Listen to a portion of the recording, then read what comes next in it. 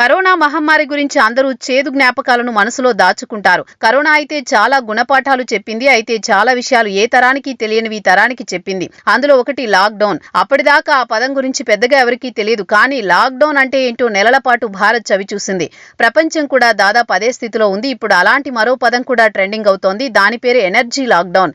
ఇంతకీ ఈ పదం వెనుక అర్థం ఏంటి? దాని వెనకాలన్న భయాలేంటి అంటే లోతుల్లోకి వెళ్లాల్సిందే. భారత ప్రధాని మోదీ గల్ఫ్ యుద్ధం మొదట్లో పెద్దగా మాట్లాడలేదు. అదే సమయంలో భారత్ మొత్తం అంతర్జాతీయ పరిణామాలు నిశితంగా పరిశీలిస్తూ వచ్చింది. ఎట్టకేలకు 3 వారాలకు గల్ఫ్ యుద్ధం చేరుకున్నాక మోదీ మొదట లోక్సభలో, ఆ తర్వాత రాజ్యసభలో కీలక ప్రకటన ప్రభుత్వం తరపున చేశారు. అందులో కేంద్ర ప్రభుత్వం ఇప్పటిదాకా ఏం చేసిందో చెబుతూనే సవాళ్లు ఉన్నాయని చెప్పకనే చెప్పేశారు. అంతేకాదు కరోనా లాంటి పరిస్థితులు అన్న పదం కూడా వాడారు. దాంతోనే జనాలలో తీవ్ర కలవరం రేగింది. మళ్లీ లాక్డౌన్ తప్పదా అన్న చర్చ కూడా మొదలైంది. గల్ఫ్ యుద్ధం మూలంగా ప్రస్తుతం ప్రపంచమంతా ఇంధన సంక్షోభంలో చిక్కుకుంది. భారత్ అయితే తమ మొత్తం ఇంధన అవసరాలలో 60% పైగా గల్ఫ్ దేశాల నుంచే తీసుకుంటోంది. ఇప్పుడు అక్కడే ఇబ్బందికరమైన పరిస్థితులున్నాయి. ప్రస్తుతానికి ఇబ్బంది లేదని కేంద్రం చెబుతున్నా యుద్ధం పతాక స్థాయికి చేరడం ఖాయమంటున్నారు. అదే జరిగితే ఖచ్చితంగా ఎనర్జీ లాక్డౌన్ పెట్టే ఛాన్స్ ఉందంటున్నారు.